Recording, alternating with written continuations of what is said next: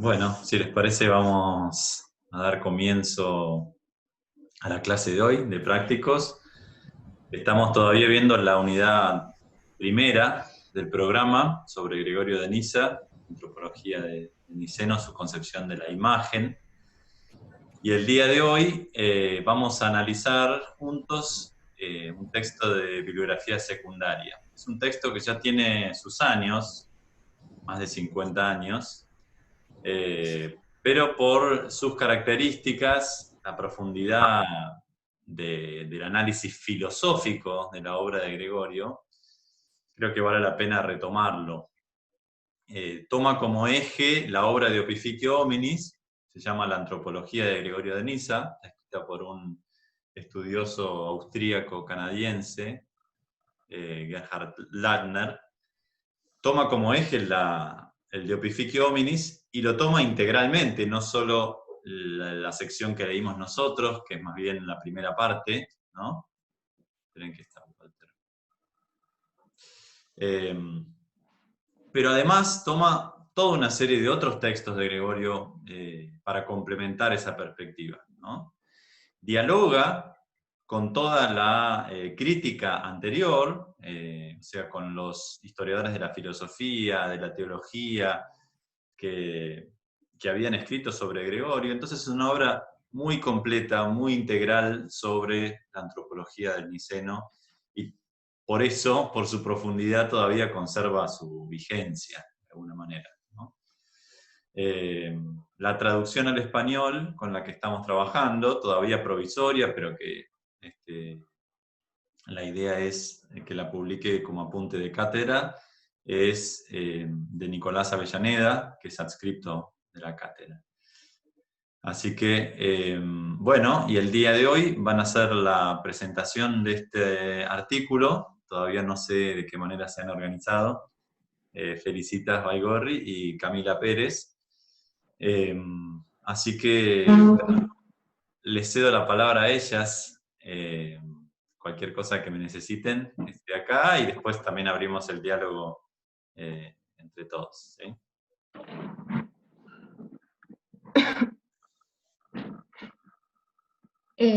Bueno, con, con Feli nos organizamos perdón, estoy un poco congestionada. Nos organizamos para hacer la exposición del texto en dos partes.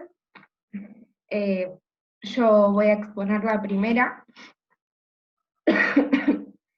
y ella la segunda, y esta división en dos partes la hicimos mismo siguiendo el texto de Ladner, donde, bueno, él habla, digamos, o sea, el análisis que hace del texto de Gregorio, al menos en el fragmento que leímos, que tenemos que leer nosotros,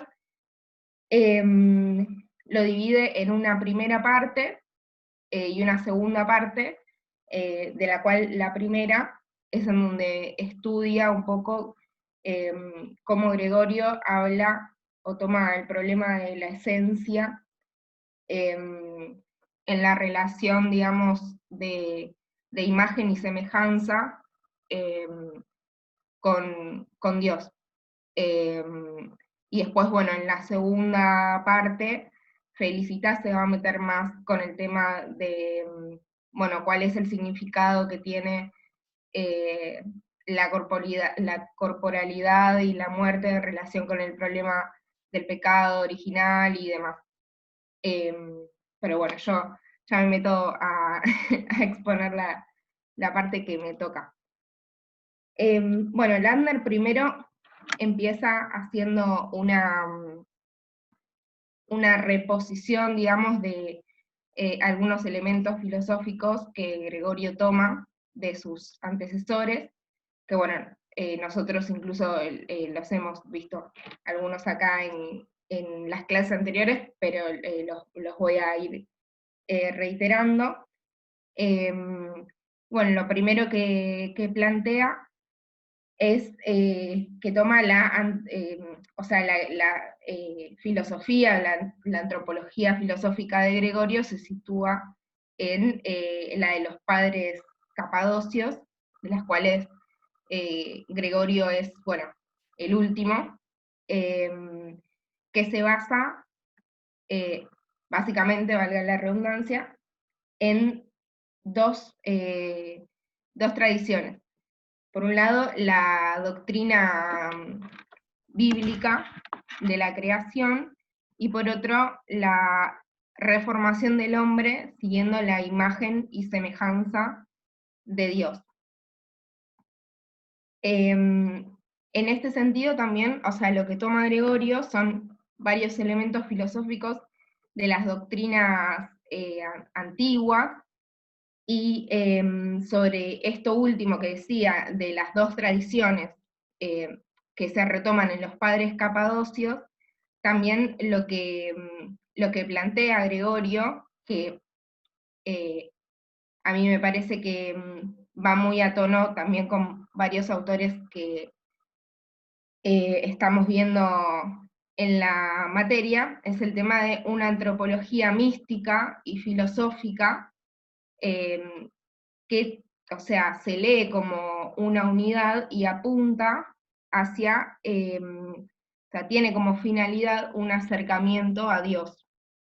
Es decir, como una filosofía que apunta también hacia un modo de vida, digamos, filosófico. Pero bueno, cualquier cosa después, más adelante me vuelvo a meter en ese tema o hago algún comentario sobre eso, así ahora expongo más específicamente el texto. Bueno, ahora, digamos, paso un poco a comentar cómo Gregorio concibe el tema de la imagen y semejanza. En este sentido hay una distinción respecto de algunos antecesores de Gregorio, como por ejemplo Clemente de Alejandría y Orígenes, en el sentido de que Gregorio concibe la imagen y la semejanza como equivalentes, y que ambos se dan en el hombre. Es decir, que la imagen está de forma completa en el hombre, aunque hace una salvedad a Gregorio planteando que debe ser recuperada posteriormente, digamos, de lo que es el pecado original. E incluso fundamenta ese parecido creacional respecto de Dios que hay en el hombre a través de los esfuerzos constantes del ser humano para parecerse a la divinidad. Entonces, que esos esfuerzos tienen una explicación o una explicación en ese real, digamos, por decirlo de alguna manera, similitud que vuelve imagen, digamos, realmente al hombre de Dios. Esto quiere decir que hay una imagen, bueno, en el sentido fuerte en Gregorio.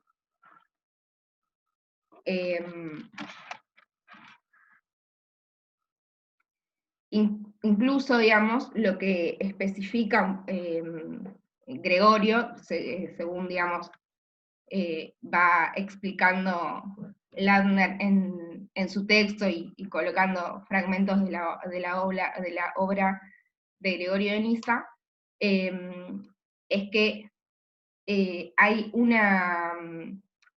una igualdad, o sea, un reflejo, mejor dicho, en esa imagen, que se ve en que Dios es mente y palabra, y en el hombre hay discurso y hay pensamiento. Entonces, que esa, digamos, esa es la imagen, y eso demuestra al hombre como imagen. Y después, bueno, Landner empieza a explicar un poco cómo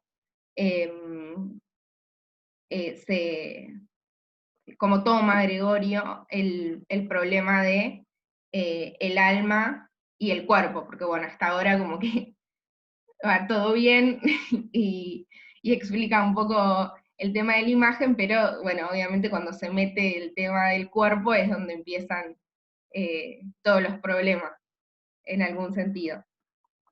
Y bueno, siguiendo al texto, Gregorio lo que plantea es que en el hombre hay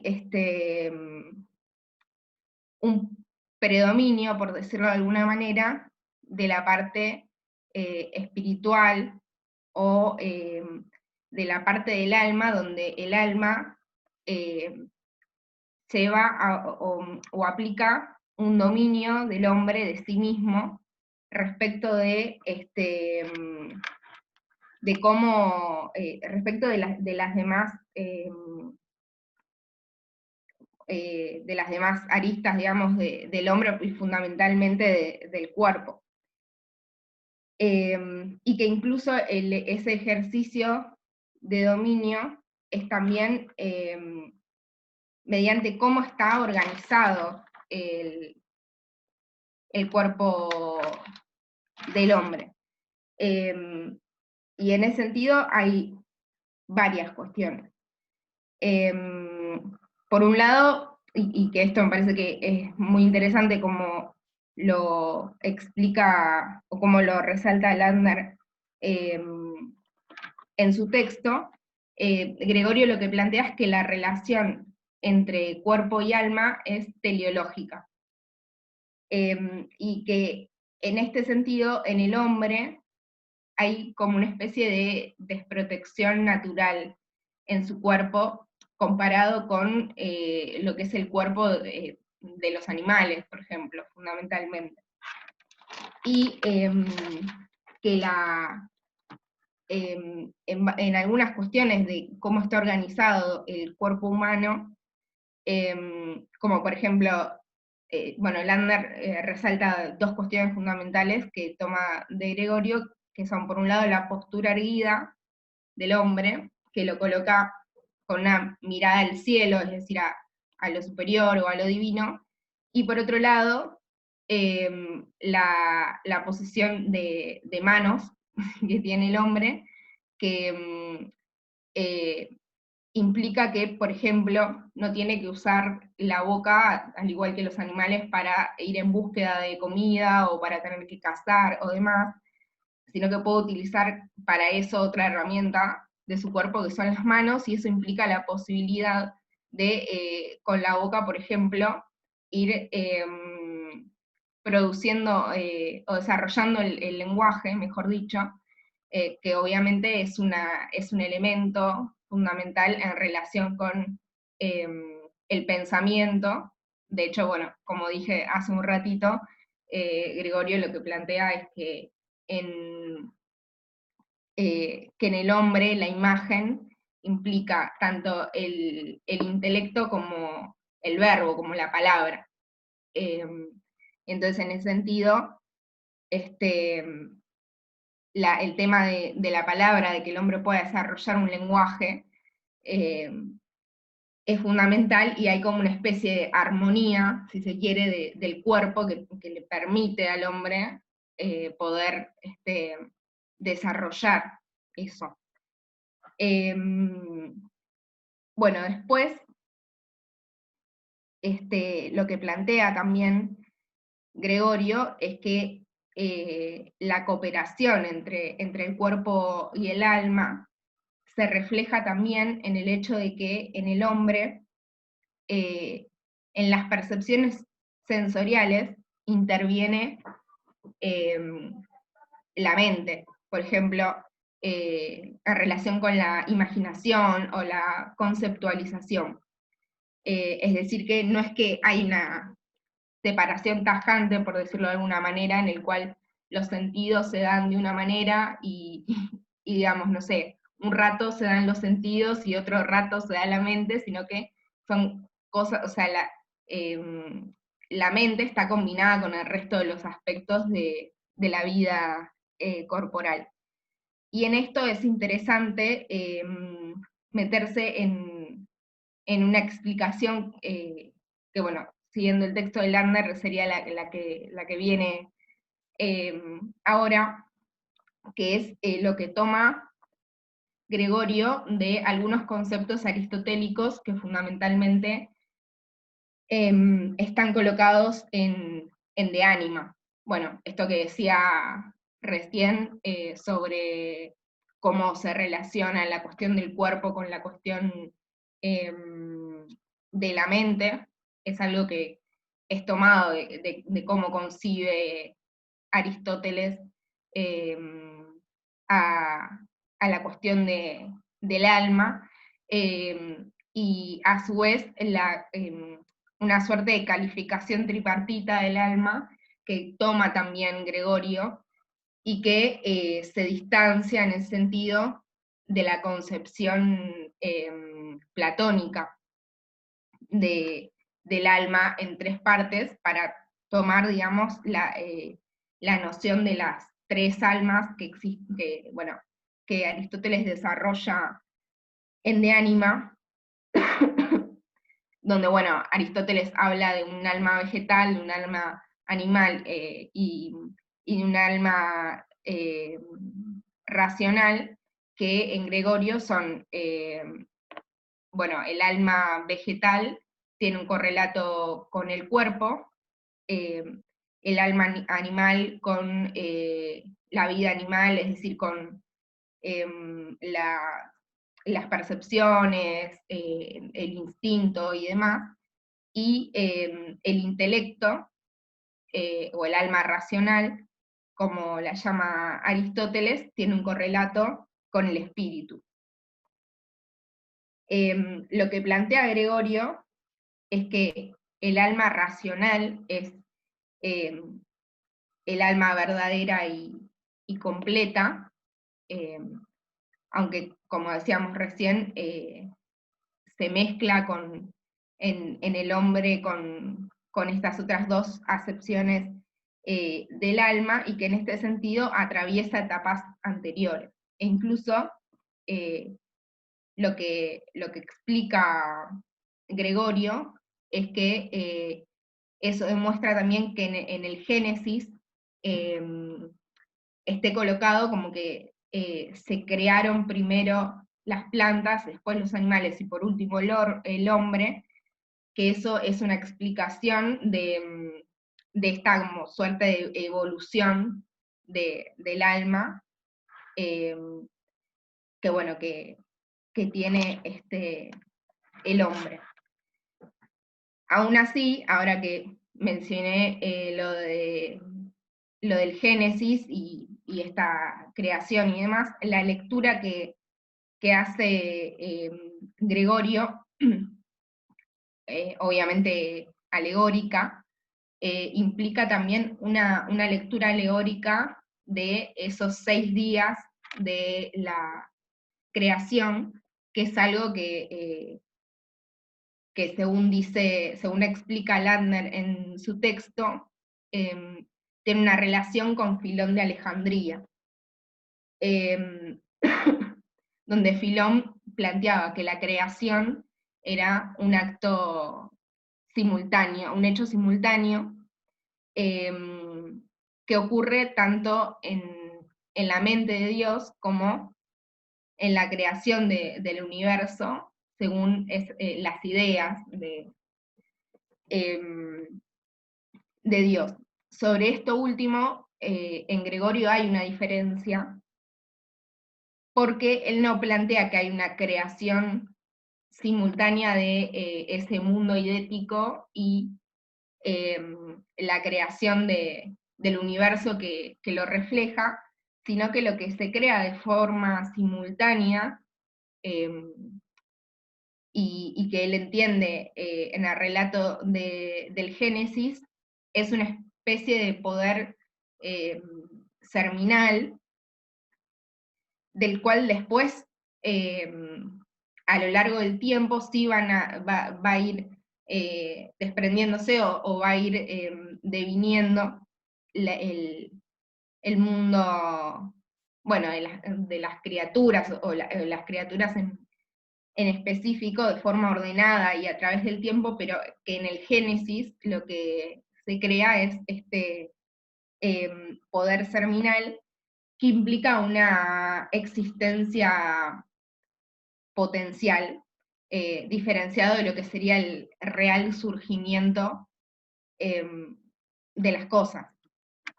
Y bueno, en este sentido es interesante, lo hablábamos con Feli ayer cuando nos juntamos un rato para ver el texto, que en Gregorio, digamos, no hay tanto una causalidad eficiente, sino como una germinalidad o un germen de lo que deviene posteriormente. Bueno, en ese sentido hasta se podría hablar de, así como hablamos de un acercamiento con Aristóteles en el tema de las tres nociones del alma, bueno, en este sentido, con el tema de la causalidad y que no sería una causalidad eficiente, hasta se podría hablar como de un distanciamiento. Y después, bueno, para terminar y dejarle el lugar a Felicita, otra cosa que explica Ladner en su texto es que en Gregorio hay como una suerte de dualismo moderado que supera un poco tanto la noción de los estoicos sobre el alma como la de los platónicos, donde Gregorio no plantea que el alma es enteramente material como divina, pero tampoco plantea que el alma es creada en su origen como puramente espiritual y divina, sino que, bueno, como va a explicar Feli ahora, da toda una explicación para el tema de la corporalidad y de la sexualidad y demás. Y, y además, bueno, lo que plantea es esta idea de que Dios es para el alma lo que el alma es para el cuerpo. Y esto lo menciono porque explica un poco la valoración eh, que, que no es negativa que hace de Gregorio respecto del cuerpo en el hombre, sino que por el contrario lo que dice es que la imagen eh, que es el alma en el hombre, es creada justamente como imagen de Dios, y el cuerpo es creado o tiene, digamos, un desarrollo como la imagen de esa alma que es creada como imagen de lo divino, como una suerte de espejo del espejo, y que en este sentido, bueno, se complementa, como venía explicando hace un ratito, bueno, con el alma y demás. Así que bueno, yo cierro al menos acá esta exposición del texto y bueno, la dejo a Felipe. Muchas gracias, Mira. Bueno, ¿cómo están? Ayer fue el cumple de Cami. Se la pasó entre parciales y exposiciones. Feliz cumpleaños, qué regalo te dimos, Mira. Gracias. Feliz cumpleaños. Bueno, un poco trayendo lo que dice Cami, a mí del texto esto es punto y aparte, pero me pareció súper potente de esta noción de un poder seminal en Dios, que involucra directamente el devenir. Me parece hermoso porque sale un poco de cierta estructura de la creación, y porque lo seminal sin duda permite la circulación y el despliegue, y me encantó. O sea, yo le decía a Cami ayer, yo no vengo del palo de los medievales, para nada. Curso esta materia porque es mi última materia para cursar. Entonces, siempre que voy a los textos voy medio con prejuicio y de pronto me encuentro con estas cosas que hacen que, le decía a Cami, que me terminan como volviendo a enamorar de todos los dioses. Y cuando encontré esto de un poder seminal me pareció súper potente, sobre todo con lo que voy a decir de cómo va a tratar él de resolver la aporía que tiene entre lo eterno, lo temporal, lo corporal, lo material. Un poco Cami nombró a Filón de Alejandría, que lo que sucede en Filón de Alejandría es esto que decía Cami, que él piensa que cuando van al Génesis 1.26, 1.27, 2.7 es más o menos donde van a rondar tanto Filón como Gregorio, doctrina de la doble creación. En Filón lo que sucede que viene de un palo más platónico, es decir, bueno, escucha un poquito cuando se entrecortado dice que el Dios crea audio. imagen y semejanza al hombre, Filón toma a ese hombre como un concepto genérico, ¿no? Como una... Se escucha un poco entrecortado tu audio, Sí. Felicitas. ¿Hola? Oh, Estabas muy embalada. entrecortado. Un poquito. Se entrecorta un poco. ¿Será por la conexión? ¿Viste? Es Y terrible cuando pasa. o no, voy más lento, porque encima de las chapas. No, no, está buenísimo y me encanta que te hayas entusiasmado. Pero al principio se escuchaba bien, después empezó a entrecortar un poco. Ahí me Oh, parece que está mejor. Vamos para, viendo, ¿te parece? dale. A ver si podés mejorar la conexión o más cerca Es del que Wi-Fi. a ver, me muevo a la cocina, capaz que ahí funciona De mejor. última, si Te no digo, puede apagar la cámara, que a veces mejora el internet cuando se apaga la Ah, sí. cámara. sí, dale, a ver, A hago mí eso. me pasa que cuando se me empieza a tildar la apago y me empieza a funcionar como mejor. Dale, a ver, lo hago y ustedes me dicen. Me había quedado con esto de Filón. Sí. Cuando toma el análisis del Génesis para hablar de la creación, toma esta idea de Dios creado imagen, el hombre, Dios crea al hombre imagen y semejanza. Este concepto de imagen en el hombre es un concepto genérico, puramente como intelectual, ¿no? Y cuando habla de, quiero citar la frase del Génesis, a ver. Y cuando habla de la segunda instancia, bueno, Dios crea al hombre en la tierra, está hablando de un ente particular para Filón. Está hablando de Adán como un ente particular. Lo que viene a decir Gregorio es que justamente cuando está hablando ahí del hombre y de la creación, la imagen y semejanza nunca es puramente ideal, sino que cuando Dios crea tiene en mente a la humanidad como un todo. Y esta es la noción radical de la imagen en Gregorio. Digamos, no se habla de un ente ni puramente espiritual ni intelectual, ni tampoco se está hablando de un ente particular. Se está hablando de la humanidad como un todo.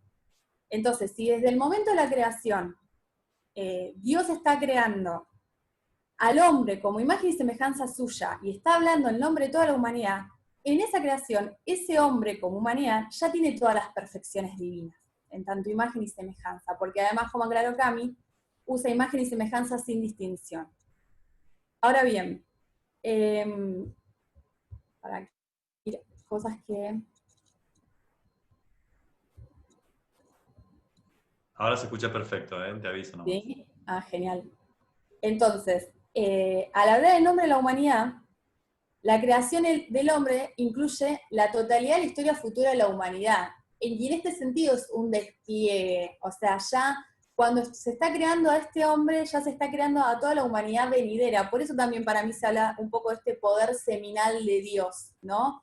Porque él habla creando a Adán y Eva y ya pensando en todas las generaciones venideras después de Adán y Eva. Y esta es la potencialidad del pensamiento de Gregorio, ¿no? Que en el momento de la creación ya está pensando en una comunidad humana. ¿Qué es lo que va a suceder? Para Gregorio, Dios prevé el pecado, prevé la caída. Y en este sentido, esa unidad primordial que es la humanidad, ahí está escindida en la caída, vamos a decirlo así, como para que se entienda, ¿no? Toda esa espiritualidad creacional y esa espiritualidad escatológica que hay en el momento de la creación, en la caída se pierde, o sea, hay una escisión entre alma y cuerpo como sentir en el sentido fuerte de cómo va a suceder en la resurrección. como Dios prevé la caída, me gusta esta vuelta de rosca que le va a encontrar Gregorio, cuando el hombre peca, ¿qué es lo que empieza a circular?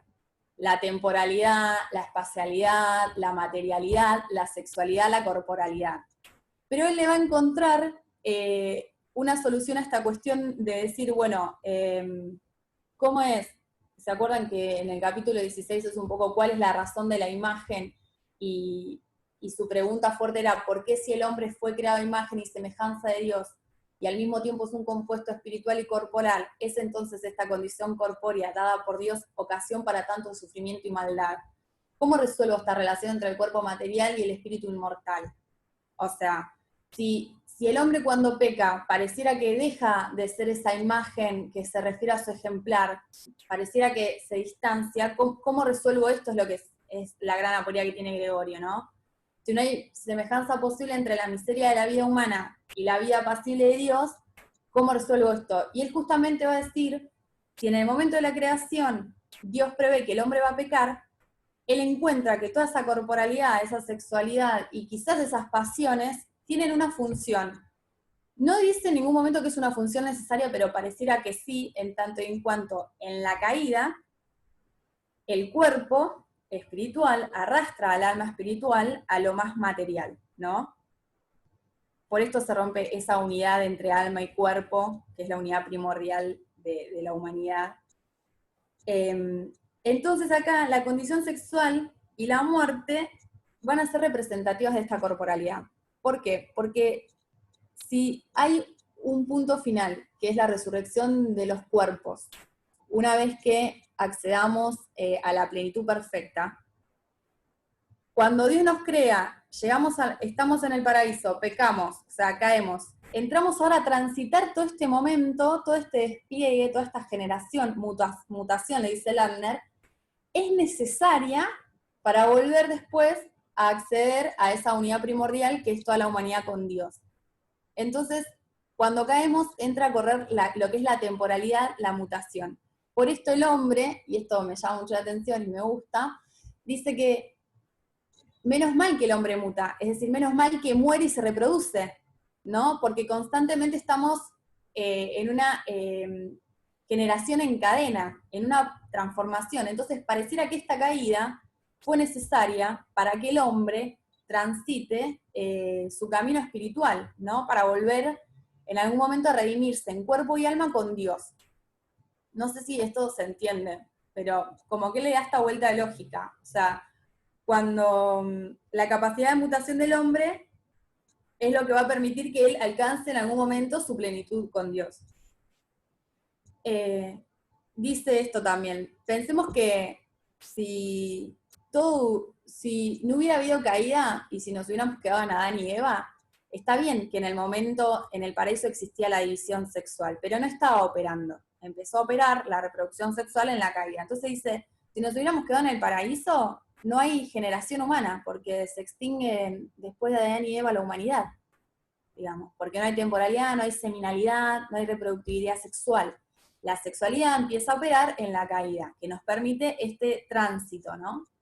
Entonces eso está muy bueno porque, sí, en el Génesis, en el paraíso, hay división de los sexos. Ahora, es una sexualidad no operativa, dice. Opera en la caída. Obviamente que en la resurrección, otra vez, no va a haber ni matrimonio ni sexualidad, porque en ese estadio, en nuestro espíritu y nuestro cuerpo espiritual, van a ser lo más genuino a Dios, o sea, dejan de operar. Entonces, me parece que le encuentro una solución a la aporía que es sumamente lógica y que tiene un despliegue, para mí, no sé si está bien esto, pero dialéctico, ¿no? Una eternidad que emana, despliega, desenvuelve y vuelve así. Digo, es como que hace todo este movimiento, ¿no? De la eternidad a la temporalidad para volver a la eternidad, me parecería un poco eso. No sé si está bien. ¿Y qué más? Y se le presenta un problema igual, porque que me gustan las preguntas que hace Landner porque están buenas. Dice, si Dios hubiera creado al hombre con cuerpo aún si no hubiera pecado. Esta es una pregunta que está buenísima. A ver, porque ahora estamos tratando de justificar la corporalidad desde la caída, pero ¿nos hubiera creado igual con corporalidad aún si sabía que no pecábamos? Y la segunda pregunta, que está muy buena, es, ¿y por qué resurrección de alma y cuerpo? Podría ser solo del alma, sin embargo está el cuerpo. Entonces, lo que va a terminar diciendo Gregorio, que es un poco lo que hablábamos ayer con Cami, y que es lo que bastantes veces escuché en el práctico, que es, la corporalidad no es lo negativo, es una herramienta en Gregorio. Y esto es importante porque, si bien la génesis del mal se va a dar en esta temporalidad y en esta materialidad, porque justamente es donde el cuerpo se vincula más con sus pasiones más íntimas y arrastra al alma, y todos sabemos por qué, porque todos tenemos cuerpo y lo sentimos, ese cuerpo no es el mal, es una herramienta, se puede usar para cosas buenas también. Entonces, la corporalidad en Gregorio nunca es tratada de manera negativa. Reconoce que es el lado más bestial, le reconoce que es lo más sensitivo y vegetativo, pero él dice, hay un cuerpo espiritual, digamos, y el cuerpo espiritual es ese cuerpo que pensó Dios y que creó Dios en la creación en el momento cero. Es esa imagen y semejanza a Dios, ahí está dando cuenta un cuerpo espiritual. Entonces dice, cuando nos vamos a redimir, vamos a volver a ese concepto de cuerpo espiritual, o sea, vamos a dejar este cuerpo en su dimensión material para alcanzar ese cuerpo espiritual. Por eso ahí logra resolver esa antinomia que volvía a tener ahí cuando decía, che, pero redimimos en cuerpo y alma. ¿Cómo resuelvo esto? Bueno, es un cuerpo espiritual, dice él. Como que eso también está bueno porque le da otra vuelta a la corporalidad donde nunca la descarta, digamos. Y lo que está bueno es, cuando habla del sentido radical de la imagen, es pensar que para Gregorio se crea simultáneamente el hombre, corporal, material, sexual, así como estamos. O sea, no es como le pasaba a Filón, que primero es una entidad del ámbito de lo inteligible al modo platónico, que después, digamos, deviene en una entidad sensible. No, simultáneamente, acá lo que tenemos es mente y cuerpo espiritualizado. Ahora caemos, digamos, transitamos esta temporalidad, digamos, que pareciera que la caída es necesaria para la resurrección de los cuerpos, ¿no? Porque tenemos que purgarnos y rectificar todas nuestras acciones para alcanzar a Dios, entonces como que la caída es esa posibilidad de crecimiento espiritual, ¿no? Y a ver si encuentro algo más que me haya copado.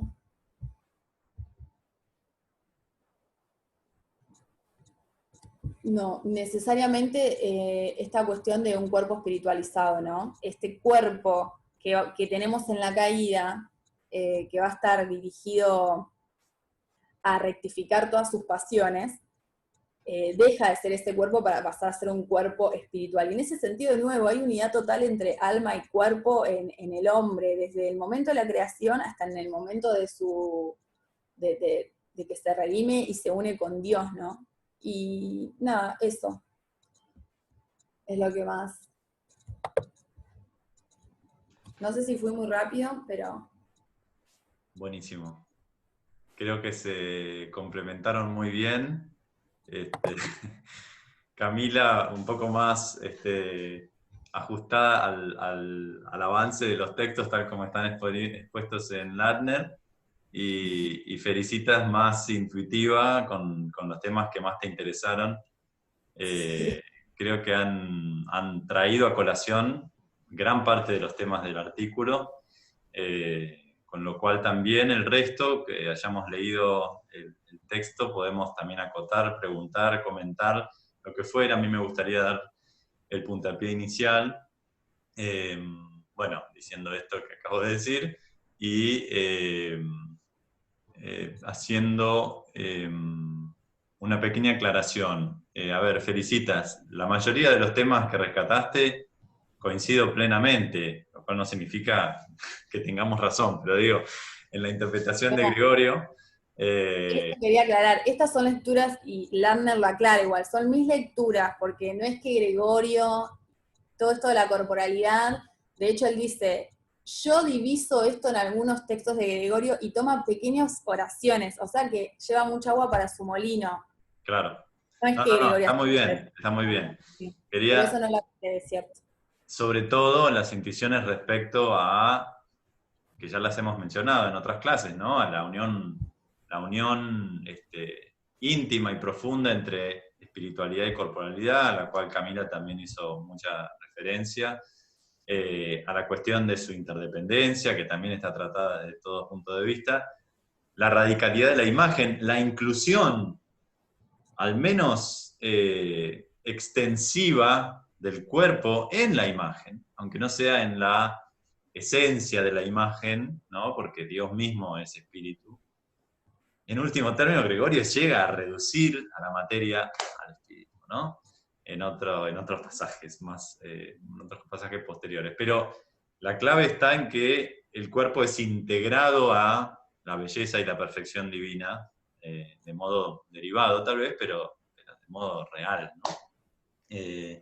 Y esto de la inclusión, a diferencia de Filón, de toda la virtualidad de la humanidad concreta e íntegra de todos los tiempos en la primera creación, no está creando una idea, como bien dicen, o un arquetipo abstracto de humanidad, sino que está creando al ser humano, y el ser humano es uno, ¿no?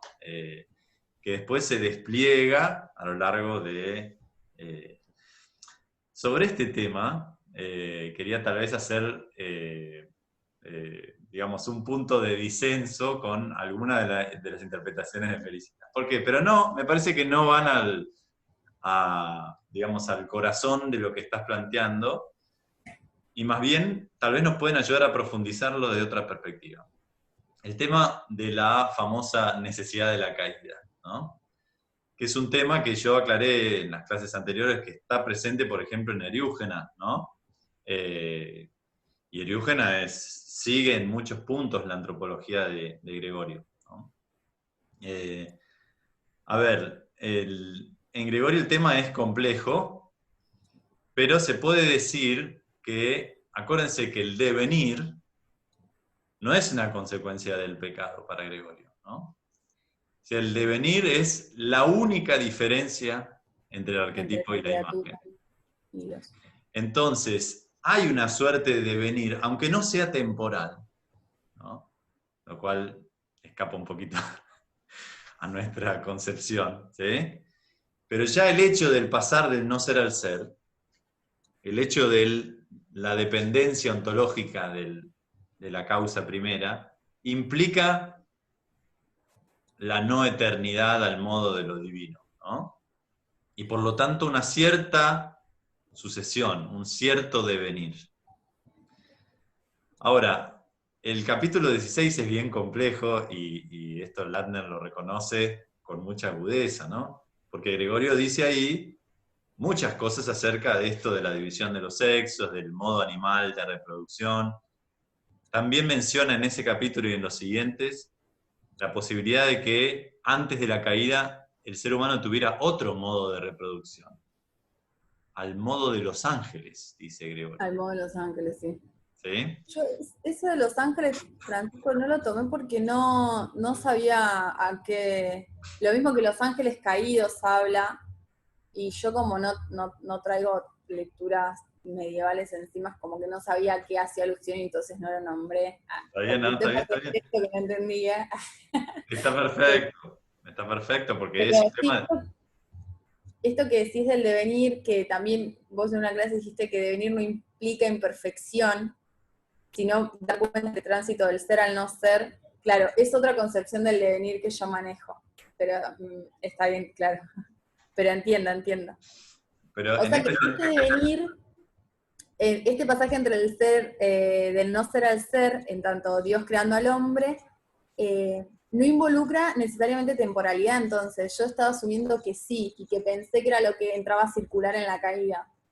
Bueno, es que en eso tenés toda la razón. O sea, la temporalidad tal como nosotros la concebimos, que incluye la corruptibilidad, la mortalidad, etc., y también va a incluir el modo animal de reproducción, ¿no? Y de sucesión de generaciones, tal como lo experimenta el ser humano en el presente, para Gregorio.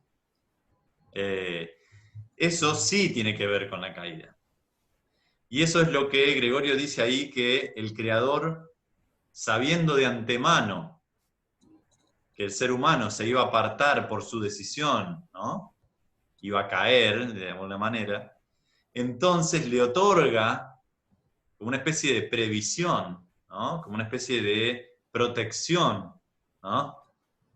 ¿Le otorga qué? Le otorga, bueno, este sobreañadido de la imagen, que es la división de los sexos, en este capítulo 16. Después vamos a ver que va cambiando esa perspectiva, ¿no?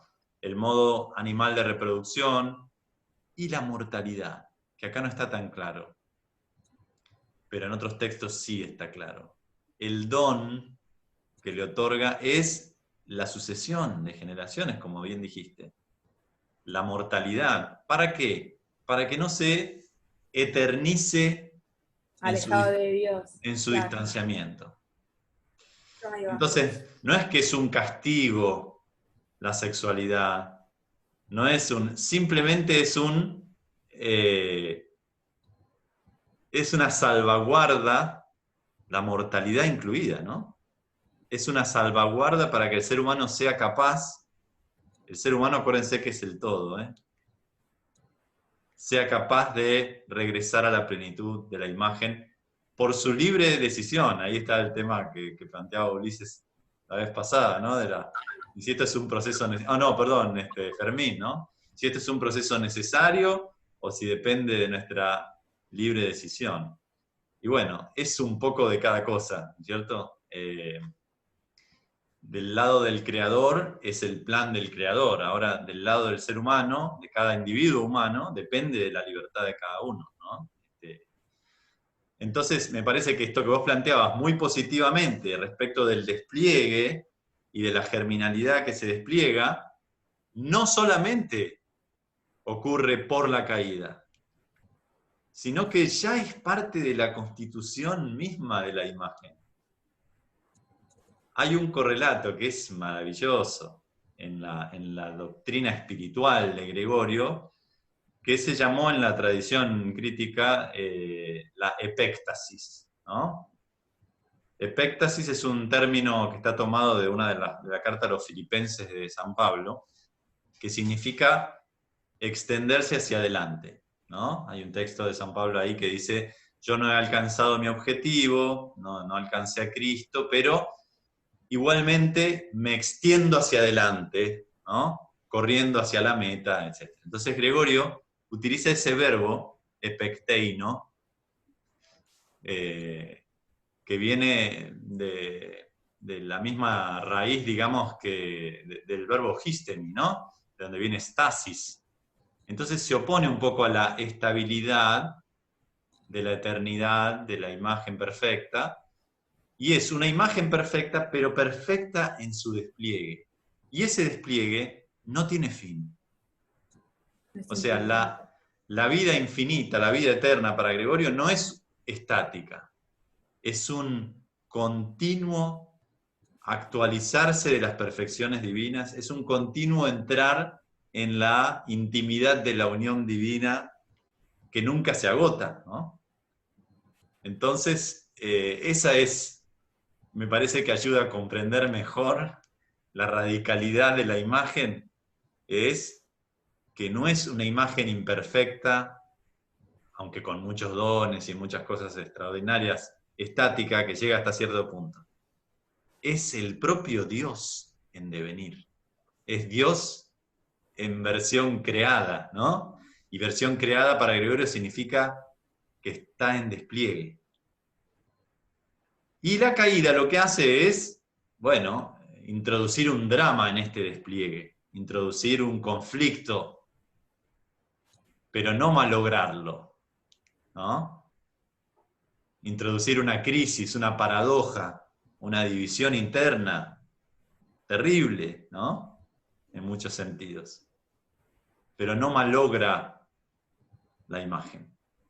Eso, no la vuelve imperfecta, no, en ningún momento, eso está re bueno porque la aclara, desde el momento cero esa imagen en ese sentido radical se va a mantener siempre en Gregorio, así estemos en la caída, en el paraíso, redimiéndonos, siempre tiene las mismas particularidades por esto, el hombre es Dios, pero digo, es tan radical su concepción y el asumir que internamente siempre tenemos todas esas perfecciones divinas, aún en la caída, y esto que decíamos, las mantiene todo el tiempo, tiene una semejanza con Dios que, wow, o sea, tanta tanta identidad entre la imagen y el ejemplar que siento que tenemos poderes a veces, ¿no?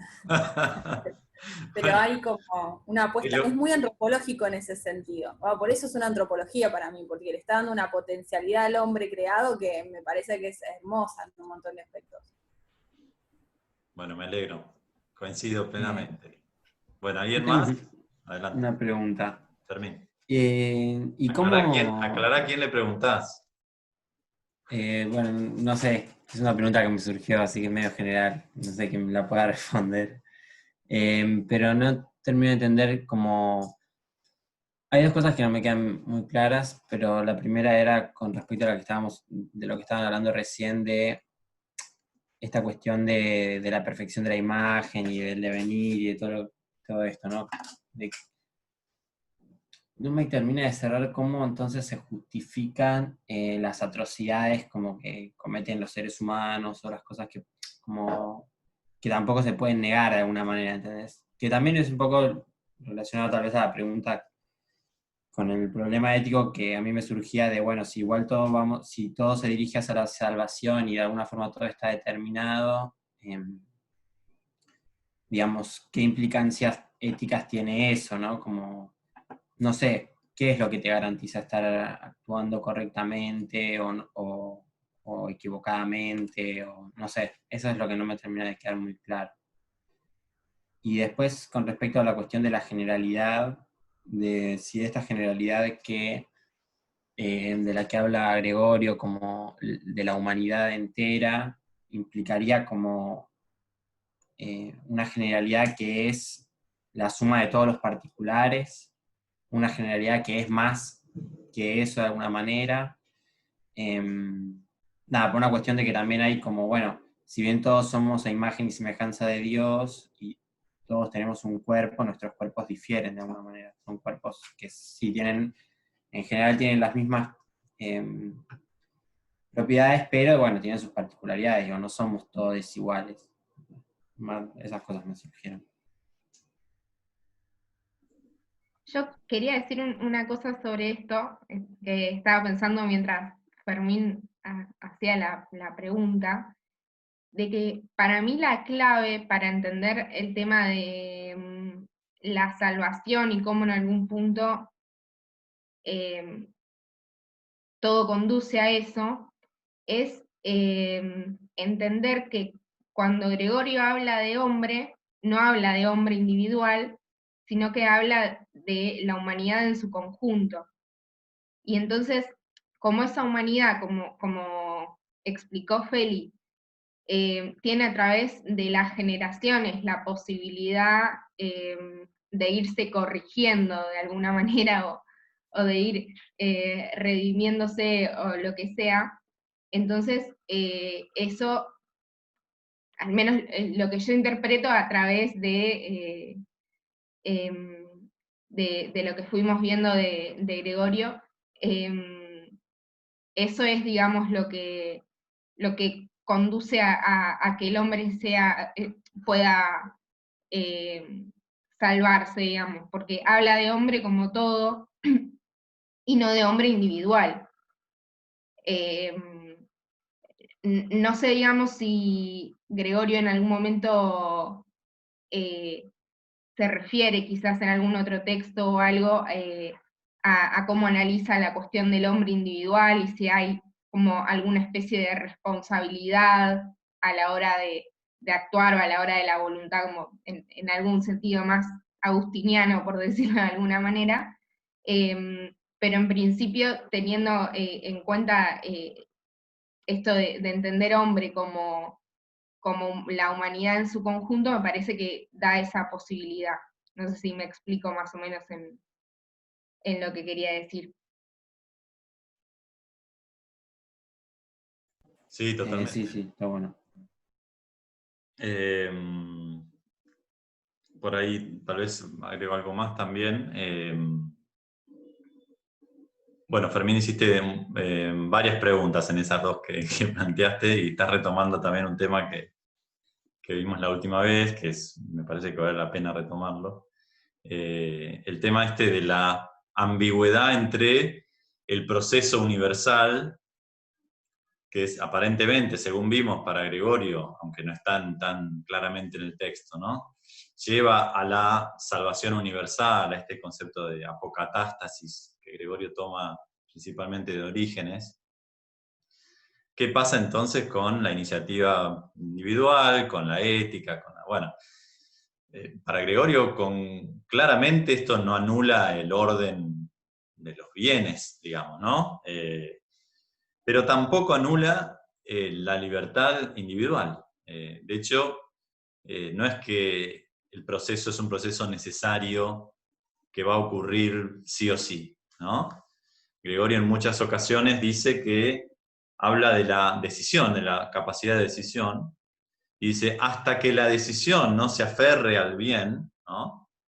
No queda tan claro si está hablando de todas las decisiones humanas, ¿no?, o está hablando particularmente de una vida humana, ¿no? El mal no va a ser destruido.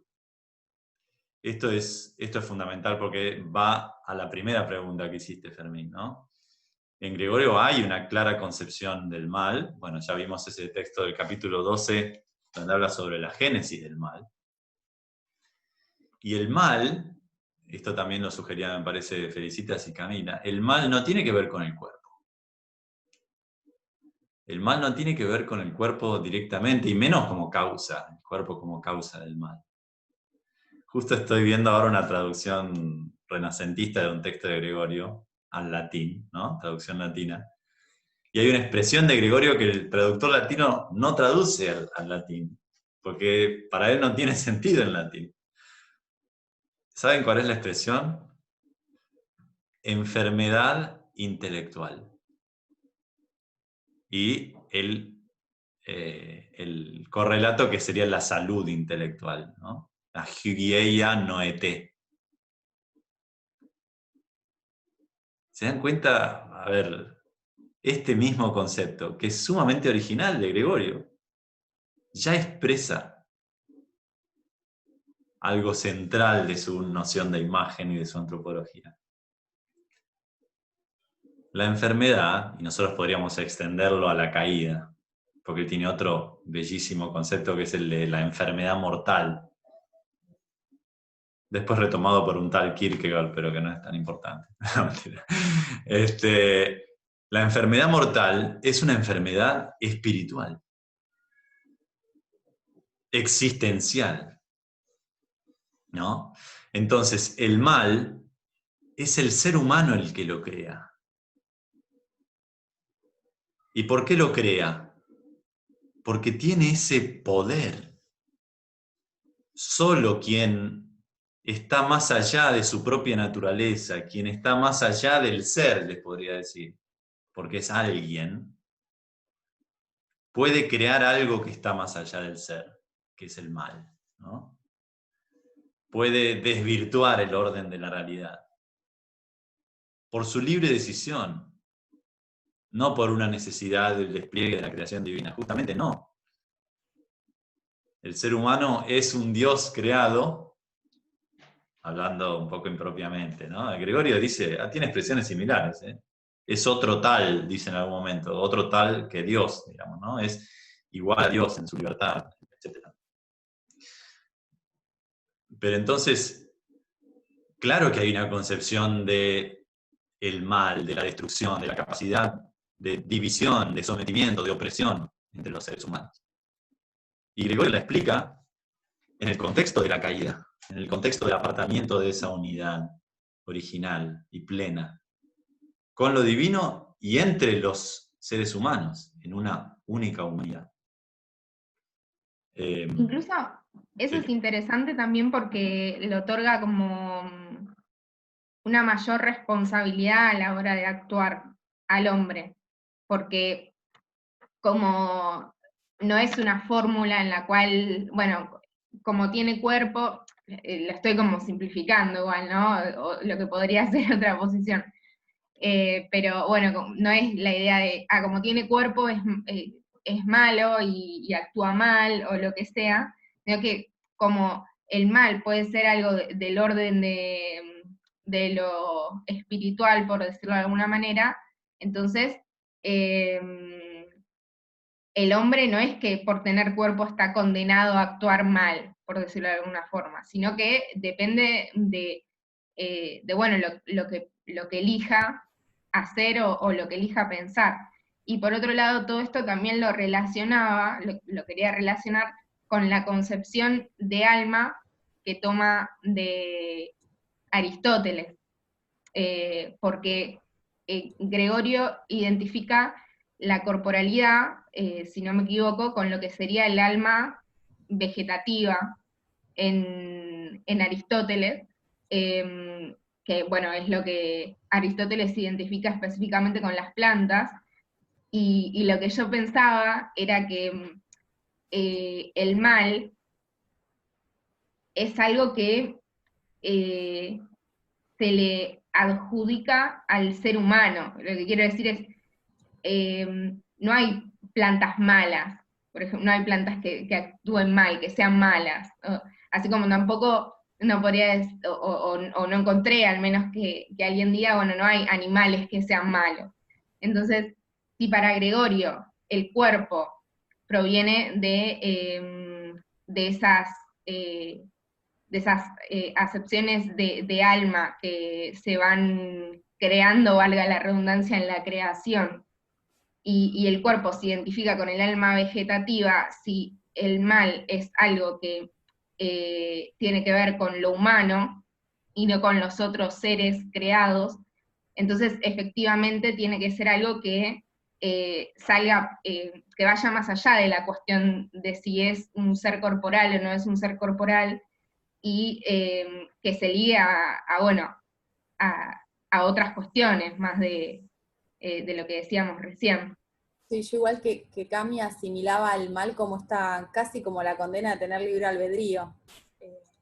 Mi capacidad de libertad y de pensar es que después, bueno, nada, contemporaneidad pura, el existencialismo. Tu libertad es tu mayor responsabilidad. Los usos que vos le des, digo, como que me parece que esto, que no sé si adjudicárselo a la entidad divina que me crea, sino me parece que corre por una dimensión más como decía Cami, más personal, de esta capacidad de tener un alma que intelige y que se puede desplegar. No, sí, comparto. Bueno, de hecho, Quiero decir algo, si sí, puedo. sí, dale. Que tiene que ver un poco también con lo que decía Fermín. Creo que la pregunta a la que él apuntaba más que nada es, ¿cuáles son las implicancias morales de decir, bueno, todos como humanidad, resultantemente somos como una perfección? Entonces, ¿qué implicancia tiene para mi yo singular que se comporta mal? Entonces, en ese sentido, ¿hay un castigo para el que se comporta mal? Y en otro, quiero preguntar, ¿qué papel o qué rol tiene la noción de infierno en un pensador como Gregorio? Y cómo eso se conjuga con esta perfección de la humanidad. Bueno, más o menos por ese lado va la pregunta. Tengo una posible respuesta, pero quiero a ver qué opina el profesor o las chicas que leyeron el artículo.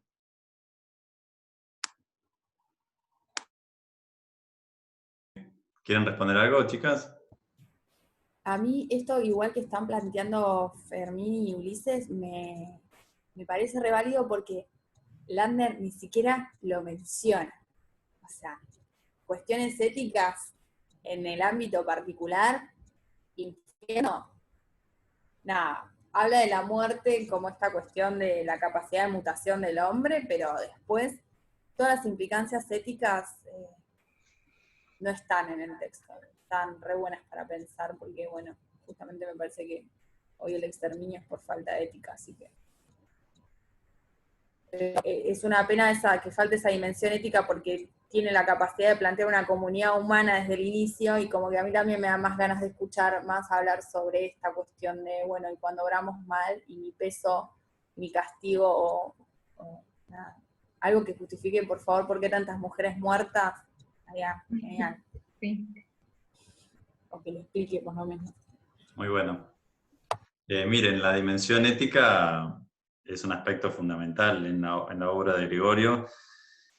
En línea general, se podría decir que sigue a la ética clásica, ¿no? Sigue a la concepción platónica, aristotélica, de la búsqueda del bien, de la planificación del propio ser, la actualización, ¿no?, de las potencias, de las virtudes. De hecho, hemos escuchado hablar de las virtudes en el texto de Opificio Hominis, ¿no? Ahora, yo creo que ustedes van a un tema más profundo dentro de la ética, que es la cuestión justamente de las consecuencias del mal, de la libertad, del uso de la libertad y de... Bueno, yo diría que ahí, más que en ningún otro lugar, Gregorio tiene una respuesta sorprendente para su tiempo y para su época.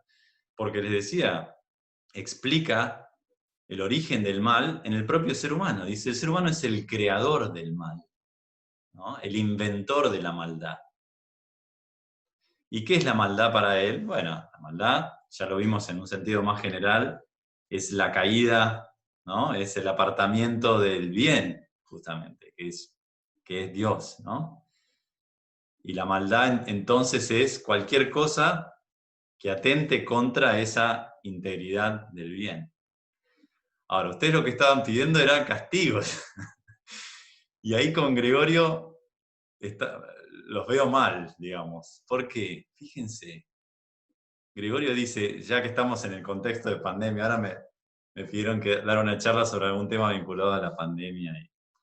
Cuando Gregorio habla de las plagas de Egipto, este famoso pasaje del Éxodo, ¿no?, de los egipcios, del faraón que no quiere liberar a los hebreos, entonces Dios envía plagas, una tras de otra, ¿no?, de langostas, como las avispas asesinas de Estados Unidos, y enfermedades, ¿no?, que matan a todos los primogénitos de Egipto. Podría ser tranquilamente una peste, ¿no?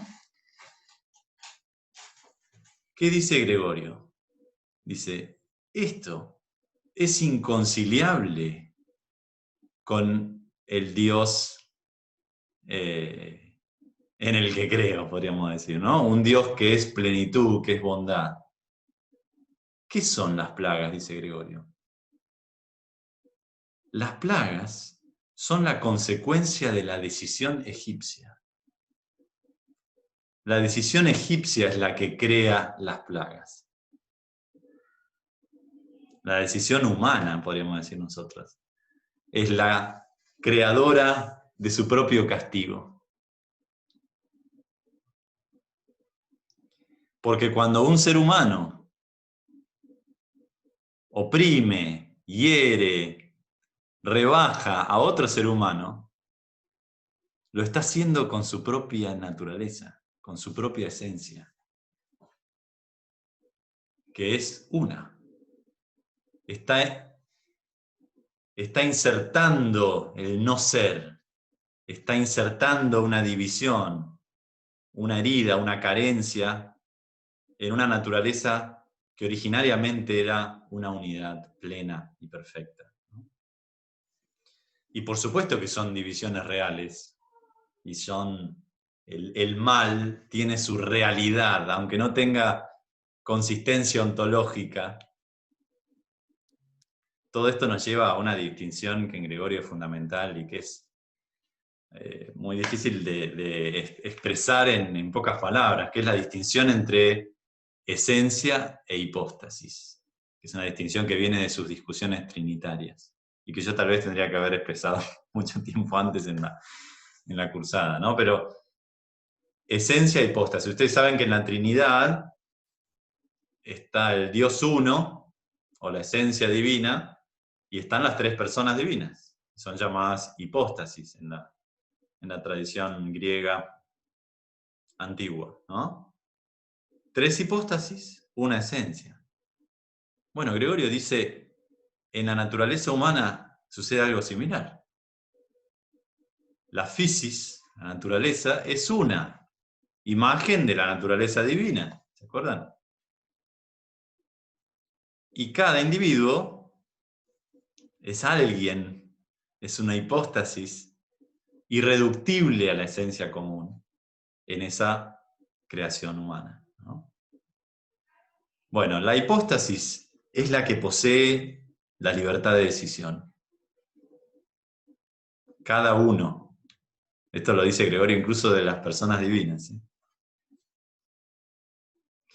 Entonces, el mal no es una realidad natural, esencial, ontológica.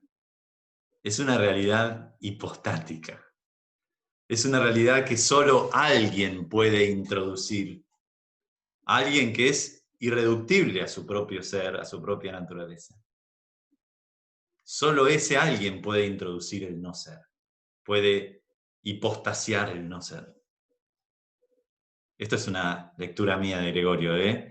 Esto en Gregorio no está tratado sistemáticamente, pero nada, lo abro porque me parece que las preguntas de ustedes van bien a algo radical, ¿no?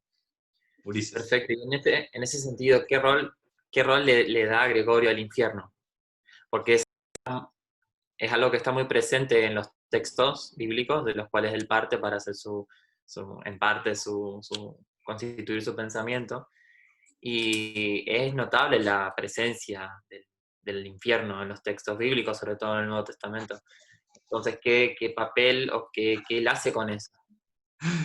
Es una excelente pregunta y muy problemática, porque en algunos textos, sobre todo en sermones y homilías, hay referencias a los castigos del infierno. En Gregorio nunca es el Dios que castiga por el mal realizado, ¿no? Sino que es lugares que muchas veces son simbólicos de sufrimiento y de lo que para mí queda muy claro, por este concepto, ¿se acuerdan que nombré también de enfermedad mortal? Que el infierno es el estado de distanciamiento de lo divino, libremente asumido, ¿no? Ahora, ¿qué implica eso después de la muerte? En Gregorio no está muy claro, ¿no? Y sí está más clara la afirmación de la apocatástasis, ¿no? Aunque no está tan clara la salvación de los demonios. O sea, Gregorio es un poco ambiguo con este tema, que ya era un tema muy escabroso teológicamente en su época. Ya se había condenado a Orígenes, aunque no en sínodos importantes o en concilios importantes, sí se había condenado la doctrina de Orígenes, que influye mucho sobre Gregorio, sobre este tema, ¿no? De la salvación universal.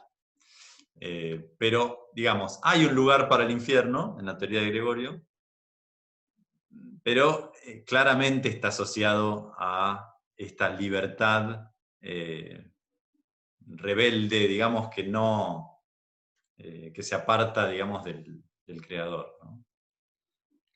Habría que pensar, se me ocurre ahora, ¿no? Si esto del castigo y el infierno, o sea, si el infierno podría concebirse como un lugar donde, por decirlo de alguna manera, lo mandan al que actúa mal, como si hubiera un Dios que dijera, bueno, vos actuaste mal, te condeno a que te vayas al infierno, o si el infierno es un lugar donde el que actúa mal en su decisión de actuar mal, decide él mismo quedarse en ese lugar. No sé si me explico, pero como esta idea me hace acordar al diálogo salvando todas las distancias, ¿no? Pero en La República de Platón, sobre la injusticia, donde creo que Trasímaco decía, no, es mejor ser injusto, porque bueno, se daba todo el debate sobre si era mejor ser injusto o no era mejor, pero en definitiva el que era injusto elegía hacerlo, y de alguna manera elegía eso que al injusto le parecía bien, pero que en realidad era un mal, y era como una especie de autocondena, por decirlo de alguna manera, no como una condena posterior por el acto de ser injusto, sino ya el mismo acto de serlo. Entonces, como que de alguna manera el que elige actuar mal, lo elige, valga la redundancia. Entonces, el que elige quizás estar en el infierno, elige eso, porque prefiere la lujuria o prefiere, bueno, cualquiera de los pecados que el cristianismo elige, plantea como tales, y que el que actúa mal considera que es una vida más placentera o una vida que es mejor. Jessica, querías hablar. Sí. No, lo que quería decir es justo en relación a lo que dijo Cami, es que me acordé, recién por lo que mencionó de Platón, es que en el mito de Er, que también aparece todo este tema del mal, el bien, la justicia, la injusticia, justamente hay una parte donde se dice la divinidad, o sea, la divinidad no es responsable, en el sentido de que, y ahí se aclara muy bien que el responsable de sus actos y de lo que le sucede, y del mal y del bien, y de la justicia y la injusticia, es el propio hombre, o sea, son las almas, no es Dios, porque justamente ahí dice que como que cada hombre tiene la posibilidad, cada alma, mejor dicho, de decidir qué tipo de vida va a llevar en la próxima vida, y que cada hombre tiene esa libertad de elegir la vida que va a tener, y que Dios no es responsable de esa decisión. Y como lo dejan claro, antes, o sea, eso se lo dice, o sea, se los dicen a las almas que están por volver a nacer, antes de que elijan, como diciendo, ustedes van a ser los que elijan qué vida van a llevar, y Dios no es para nada responsable, o la divinidad no es para nada responsable de lo que ustedes elijan. Dice, no es que se les va a otorgar una vida, sino que ustedes mismos van a elegir la vida que van a llevar. Bueno, nada, me acordé de eso cuando a mí dijo. Excelente la referencia, Jessica. Yo estaba pensando en lo mismo, en el libro 10º de República. Hay la expresión completa, fíjate que es aitia gelomenu, theos anaitios. La responsabilidad o la causa, ¿no?, es del que elige. Dios es no causante, Dios no es responsable, ¿no? Esta teodicea platónica está muy profundamente en el espíritu de la teoría gregoriana de la elección. De hecho, ese pasaje de Er, el de la Hairesis Bion, ¿no?, la elección de vidas, recorre la tradición platónica posterior y es retomada por Gregorio. El término para decisión de Gregorio es proairesis, ¿no? Proairesis significa una elección de preferencia, poder elegir entre dos cosas, pero también significa elección previa, o sea, la elección a la que hace referencia Platón en el mito de Er. Antes de nacer, ¿no?, antes de encarnar, el alma elige, ¿no? Para Gregorio esa no es una elección previa. Lo interesante es que Gregorio transfiere ese poder de decisión a la vida efectiva de las personas, ¿no?, y con un poder de transformación completa de la propia vida. En el de Vita Moisis tiene otro pasaje que es muy característico, que es: somos en cierta manera los padres de nosotros mismos, al modelarnos por la propia decisión hacia la forma que elegimos, hacia la forma que deseamos. A ese punto llega de prácticamente autocreativo, ¿no?, llega la capacidad de decisión para el niceno. Y por lo tanto, esto es no solo una capacidad para el mal, ni mucho menos. Es un reflejo del señorío y la libertad divina. es justamente el elemento central de la imagen, ¿recuerdan? Esa libertad de necesidad, el elemento central de la imagen divina. Pero al mismo tiempo es la capacidad de apartarse, la capacidad de crear el mal, constituir el mal, ¿no? De alguna manera, la división, la muerte, la enfermedad. Y por eso es que Dios, previendo la caída, dice, bueno, le voy a agregar algo para que esto no sea eterno, digamos, ¿no? Y ese don, que en el De Poificio Hominis está asociado a la división de los sexos, a la animalidad, en una obra más tardía, como la Oratio Catequética, está expresado como el don de la mortalidad. Simplemente. Las túnicas de piel que se ponen Adán y Eva, ¿no? En el capítulo 3 del Génesis, representan para Gregorio la mortalidad. O sea, la no eternización en ese apartamiento, ¿no? Claro, sí, en ese sentido me pongo a pensar también en el relato de Génesis, cuando Dios dice, bueno, saquémoslos del jardín para que no se coman del fruto Del árbol del de la árbol vida. de la vida y vivan para siempre, como para que no se perpetúe su maldad en la eternidad. Pero, volviendo a la pregunta anterior, vos decías que el mal es, o sea, no es algo que tenga estrato ontológico, sino que, pero sí tiene realidad. Entonces mi pregunta es, ¿cómo puede algo que no es tener realidad dentro de algo que vendría a ser Dios, porque todas las cosas son en Él, por Él y para Él? ¿Cómo Dios puede contener esa maldad? Es como, bueno, no sé. Bueno, es que no la contiene Dios. Okay. El concepto de creación de Gregorio implica una cierta distinción, ¿recuerdan? En el capítulo 16. Cuando yo digo que el ser humano es un Dios creado, no lo digo en el sentido de la no distinción de la imagen y el arquetipo. No, hay una distinción, y esa distinción es la creación, ¿no? Lo cual no implica que todas las perfecciones del arquetipo estén en la imagen para Gregorio, pero en estos se distancia de alguna manera, si ustedes quieren, de la lectura de Eriúgena o la que vieron en Meister Eckhart también, ¿no? Es una cierta igualdad, pero no una identidad, ¿no? Entonces, el mal no existe en Dios, el mal existe al interior de su creación.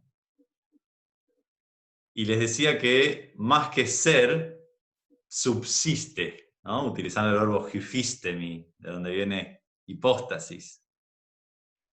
El mal, la hipóstasis humana hace lugar para el no ser. Es una cosa, así mi modo de expresarlo, no lo dice Gregorio de esa manera. Pero claramente dice que el mal reside en la proairesis humana. Y que cuando la proairesis se adhiere al bien, no habrá lugar para el mal, ¿no? Fermín, que habías hecho las preguntas al inicio. Sí, yo en realidad te quería preguntar también, aprovechar con relación a esto, si Gregorio tiene una concepción de la providencia o alguna caracterización de la providencia. Sí, claro que sí, la tiene. De hecho, en su concepción de la providencia coincide bastante con sus antecesores y con Filón particularmente, para quien en el De Opificio Mundi la pronoia, ¿no? La providencia, era como una suerte de contracara complementaria de la creación. O sea, Dios es providente porque es creador, y ser creador no significa haber creado en un inicio las cosas, sino continuar creándolas y rigiéndolas siempre, ¿no? Ahora, yo me parece adivinar a dónde va tu pregunta, que es relacionada con el tema que ya estamos viendo. ¿Qué pasa con la criatura humana entonces? Claro, o sea, me preguntaba si en realidad esta cuestión de la no necesidad de si vamos a salvarnos o no, dependiera en realidad no tanto de una cuestión de la providencia divina como, bueno, como si eso no fuese necesario, sino más bien como si un poco esta cuestión relativa de si es o no depende también de la finitud, si se quiere, no sé si del intelecto, pero como de nuestro no poder ver o no poder saber, digamos, qué es lo que va a suceder por nuestra condición humana, digamos. No sé. No sé si entiende la pregunta. Sí, creo que sí. Si vos decís que el hecho de la salvación dependa más de una posible incapacidad, digamos, o limitación propia de las facultades humanas o de la inteligencia humana, ¿esa es la pregunta? Sí, algo así. O sea, más que nada porque también eso, como bueno, me imaginé que había una concepción de la providencia y eso, pero entonces también como que siempre igual esto es un re tema que de hecho está re bueno, me reinteresa la cuestión de la libertad y cómo se solucionan un poco estas cosas, por eso las dudas también. Claro, claro, no, bienvenidas. Me parece que se pone más interesante. A mí se me ocurre vincularlo otra vez con el tema de la libertad divina y libertad humana, ¿no? Dios es plenamente soberano de sí mismo, el ser necesario, pero perfectamente libre. Bueno, de Dios es fácil afirmar cosas porque siempre las afirmamos negativamente, ¿no? Infinitamente. Ahora, ¿qué pasa en la interacción de ambas libertades, de ambos poderes? ¿Por qué el ser humano puede ir en contra de Dios, ¿no? Apartarse de Dios o hacer subsistir algo que no es y que no podría venir de Dios nunca, ¿no? Que es la muerte, la división, el castigo. Nada de eso podría venir de Dios. Eso lo dice Platón en la República también, ¿no? Esto que Homero y Hesíodo dicen, ¿no? Que de Zeus vienen los bienes y los males. No, señor, Dios es bueno, ¿no? La divinidad no puede ser la fuente del mal, ¿no? Pero en Sí, esto que hasta hoy es qué un punto también se continuador. puede, hasta qué ¿Cómo? punto la humanidad puede como separarse de eso, ¿no? Incluso del saber de Dios, si se quiere, como ¿Qué es eso? digo, podría, digamos, por la libertad humana, si la libertad justamente humana que ha hecho es como un poco el drama, si se quiere, que nosotros seamos libres a diferencia de las plantas y los animales, digo, que hasta qué punto la libertad humana puede separarse como de lo divino, si se quiere, ¿no? Porque, o sea, está bien, nosotros creamos el mal, todo eso, pero digo, hasta qué punto nuestra libertad no puede hacer que Dios no conozca como se quiere o no pueda prever lo que va a suceder en la eternidad, digamos. Eso quiere decir, como, bueno, hasta qué punto esa libertad se puede separar de la cuestión divina, digamos, ¿no? Está buenísimo, está buenísimo. Me trajo a colación Gregorio tiene una especie de definición de proairesis, que no es una definición, ¿no? Es una especie de... es como que se inserta en el diálogo humano-divino del origen de la libertad, ¿no? La libertad en este sentido de elección.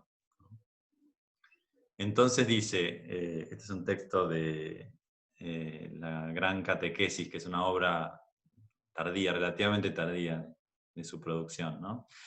Dice, el Creador, por una sobreabundancia de su afecto hacia el ser humano, Él que es omnipotente y todopoderoso, ¿no? Dejó también que algo estuviera bajo nuestro poder. De lo cual, esto es clave, ¿no? Solo cada uno o cada una es Señor. Solo cada uno. Y esto implica que ni Dios es Señor, ¿no? Cuando dice el verbo dejar, es el verbo afiemi, que es soltar, ¿no? Dejar caer. Es el mismo verbo que usa Platón en el libro 12 de las leyes, en un pasaje muy parecido al que describió recién Jessica con el mito de él, donde se dice que el cómo de la existencia de cada alma es dejado por el demiurgo a cada alma, ¿no? Una cosa así. Y utiliza el mismo verbo, afiemi, ¿no? Ese espacio de determinación que muchos autores relativizan un poco en Platón, porque está condicionado a las vidas anteriores, a los premios y castigos, digamos, y a las opciones disponibles del alma, etc. En Gregorio es absolutamente radical. La delegación de poder divino en la capacidad de decisión humana es tan radical que Gregorio dice, como ya les adelanté en alguna clase anterior, pero creo que acá viene más al tema, que Dios es consecuente a la decisión humana. Que Dios se vuelve, de alguna manera, segundo respecto de lo que el hombre decide. Con lo cual se entiende un poco más tal vez lo de las plagas egipcias siendo resultado de la decisión egipcia, consecuencia de el desorden que introduce la decisión humana, ¿no? Porque Dios sigue al ser humano. Dios eleva al ser humano a su propia estatura, de alguna manera, otorgándole ese grado de libertad.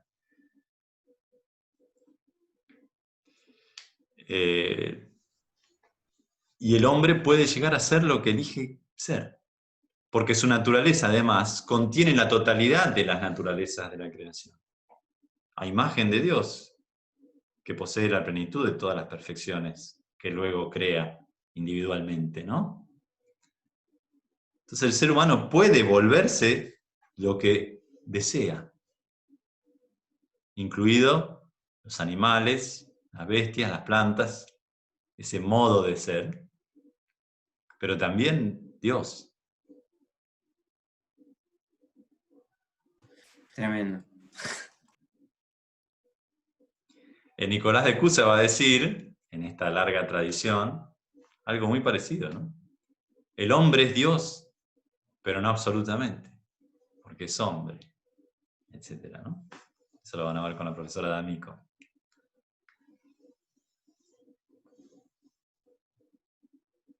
Genial, muchas gracias.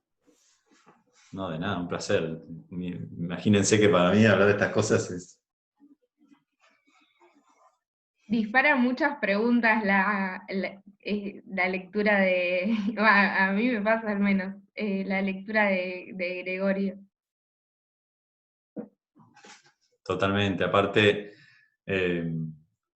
al ser él profesor de retórica, amante de los clásicos, aprovecha todo ese bagaje cultural también para cautivar a sus lectores, llevarlos, ¿no? por senderos poéticos también. Se preocupa mucho del ritmo de su prosa. Entonces, además de presentarnos temas profundos, especulativamente enrevesados, lo presenta de un modo muy atractivo muchas veces, ¿no?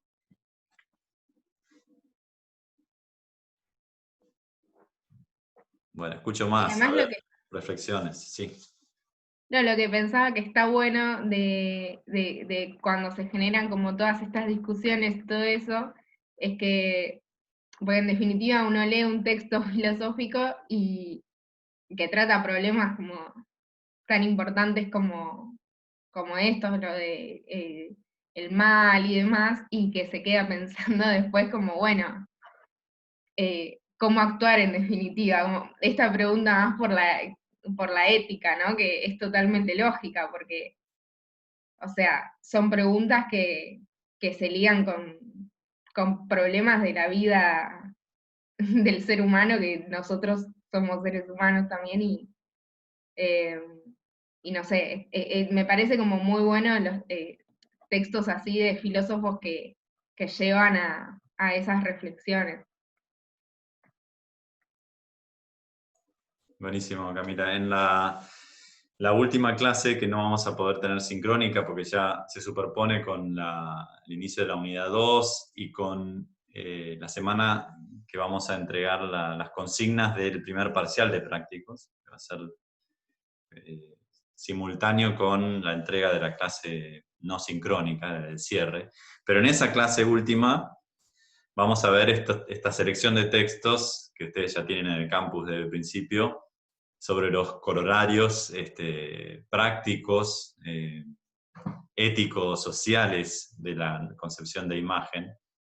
Y yo creo que eso me hubiera gustado mucho verlos sincrónicamente también. En todo caso, si ustedes quieren, podemos coordinar un encuentro posterior si se quedan con ganas de dialogar sobre ellos. Porque ahí se ve bien en concreto, ¿no?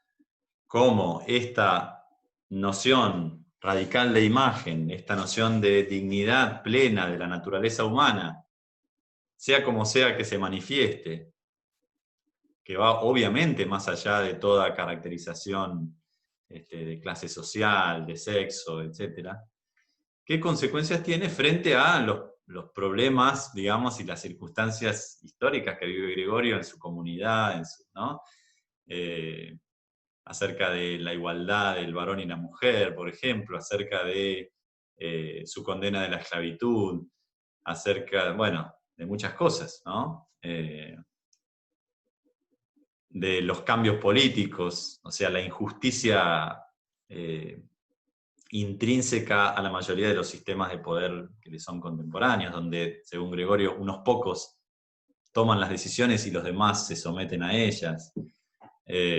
Bueno, creo que también podemos seguir sorprendiéndonos, o tal vez vamos a entender la razón por la cual el hermano mayor Basilio lo nombra obispo, pero de una ciudad insignificante, como para que no lo maten a los 2 días, digamos, ¿no? Bueno, es un personaje realmente interesante, atípico, anacrónico, podría decirse, atípico en su tiempo, en su época, pero que básicamente es coherente con sus fundamentos, digamos, ¿no? En el caso de la antropología y de la comprensión de la imagen, ¿no? Así que bueno, ¿algún otro comentario, preguntas? Ya vamos concluyendo. Empezamos un poquito más tarde.